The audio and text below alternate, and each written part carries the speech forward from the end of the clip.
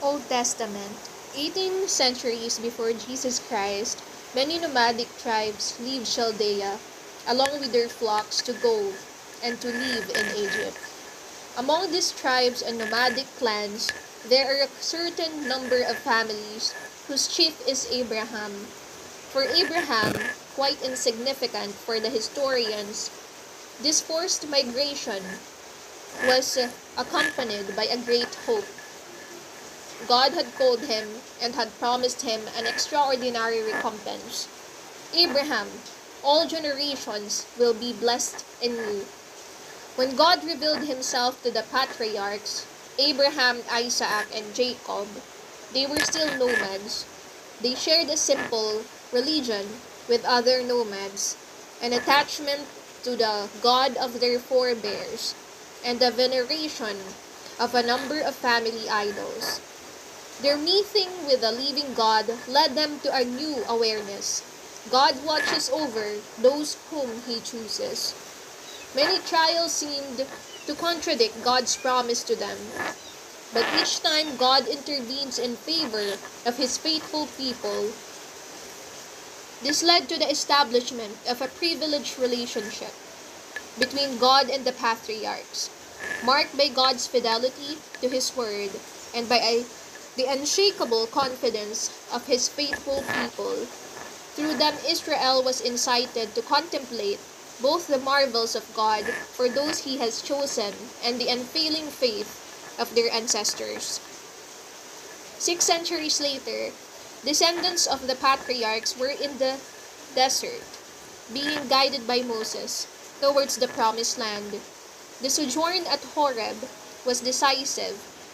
It was here that the nomadic clans were to live a spiritual experience, such that the biblical text would never cease referring to it.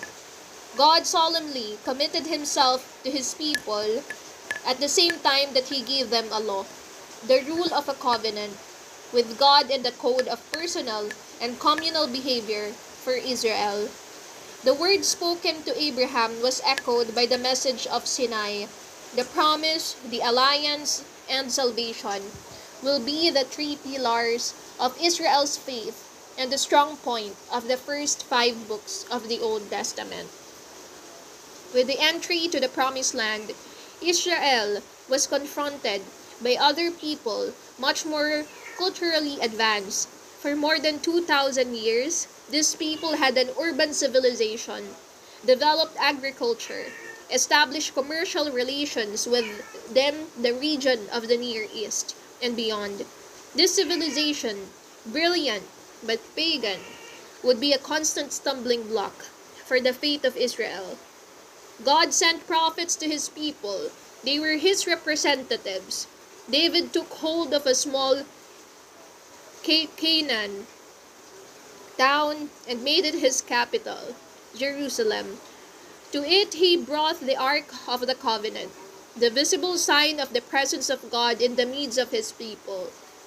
From this date, not only did the holy city enter into the history of God's people, but its vocation surpassed time and history as it appears in the last pages of Revelation.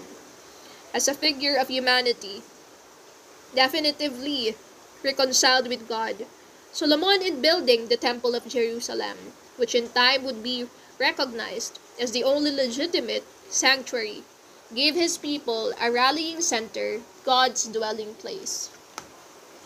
Condemnation for Israel's numberless infidelities, remembrance of God's tireless mercy towards Jerusalem, and demand for truth and sincerity in the cult of the temple. Proclamation of a coming salvation, all these are at the heart of the prophet's message. With the approach of the end of time, the meditation of Israel became more intense. Many trials refined hopes which were too human.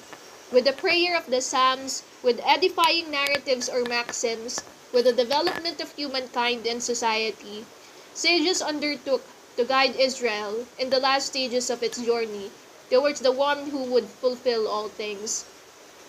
The wisdom scripture which constitutes the last and third part of the Old Testament may appear less coherent than the law or the prophets.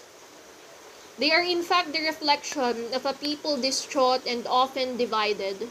This was the time when God formed a small remnant for himself in the midst of a nation, attracted and carried away by temptations to power and the confusion between the kingdom of this world and the kingdom of God. But after so many accumulated experiences by the people of Israel, a period of crisis takes place, where God lead them to overcome the greatest challenges of time and of history. It is then that Jesus comes.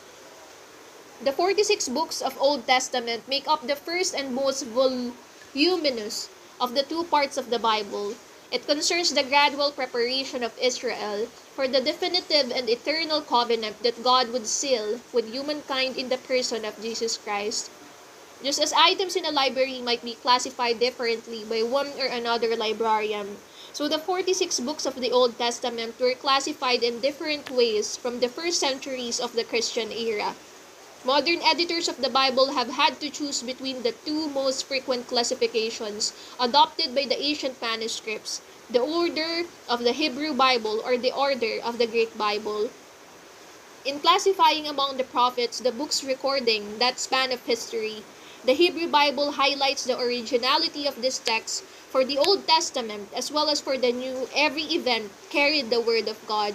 History is not told for the pleasure of knowing the past, but rather to witness God's fidelity towards His people, to know His will, and so prepare us to welcome the grace of salvation. In this way, every biblical text is prophetic. It is generally the order of the Hebrew Bible that we have adopted for the present edition. So to begin, we find the 5 books of the Old Testament called the Law, the Torah for Hebrew-speaking Jews, the Pentateuch for the Greek-speaking Jews. We see in them God in action in human history to liberate a people He wants to make His own.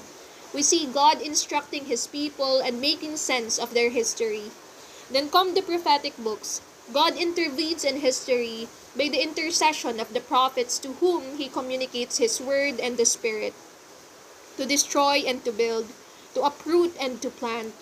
These inspired prophets are going to play a decisive role in the education of Israel's faith. Finally, we have the wisdom books, that is to say, a group of many writings under the most varied forms which make us enter into communion with the prayer. The wisdom and morality of the Old Covenant people, they teach the art of serving God in everyday life and of becoming responsible persons in our life of faith. Introduction to Genesis.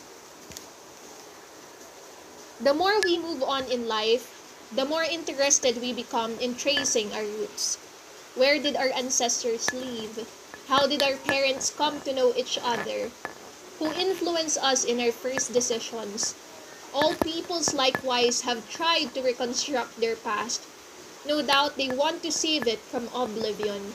But more especially they hope to find in the past a confirmation of what they themselves believed, relating their history surrounding them, as a way of affirming their own identity among the many nations, both great and small.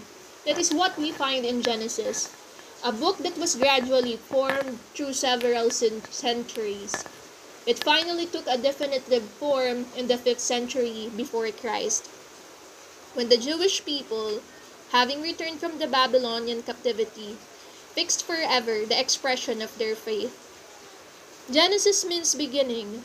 We will not look so much at it as a document on the origins of the universe or of a sin committed by our first ancestors. Rather, from the first pages, we shall find through images all that is important for us. The book has 3 parts. Chapters 1 to 11 attempts to span vast periods of time from the beginning of creation up to the first ancestors of the faith, whose names have been remembered, the first of whom is Abraham. The second part recalls the life of the nomadic clans, who believe in a God who was near and compassionate, the God of their ancestors. This history, or these stories, take place in the land of Canaan, at a time in which the Israelites people did not yet exist. Between the 18th and 15th century before Christ, it shows how faith in God's promises he never fails to fulfill, is the soul of all our religious quest and is the subject of chapters 12 to 38. A third part, the history of Joseph, throws a first light on the meaning of our life and the tragedies that are the threads in the weaving of human existence. Human beings need a savior, and salvation comes first through those whom they have persecuted and rejected. Who wrote the book of Genesis? There was not one author but several. The people of Israel were formed through time by the gathering of nomadic tribes, which neither knew how to read nor write. They brought along with them the memories of their forebears and the signs God realized among them. These memories were verbally transmitted. When these tribes settled in Palestine, they slowly entered into a new culture of writing. Scribes surrounding the king wrote the laws and the beliefs of the nation. During Solomon's reign, 10th century before Christ, an unknown writer, often called the Yahwist, wrote a first history of God's people. In doing so, he freely used Babylonian literature and its poetry about the first couple and the flood. The author used a part but deeply transformed them so that these stories, as comparisons, would express God's plans for his creation. Later, this old account was supplemented, with others coming from different traditions. As a result, we sometimes find repetitions much later when the Jews returned from exile in Babylon. 5th century before Christ, their priest added many paragraphs, which are indicated in italics. The priests were the authors of the poem about creation in 7 days, where Genesis and the Bible itself begin.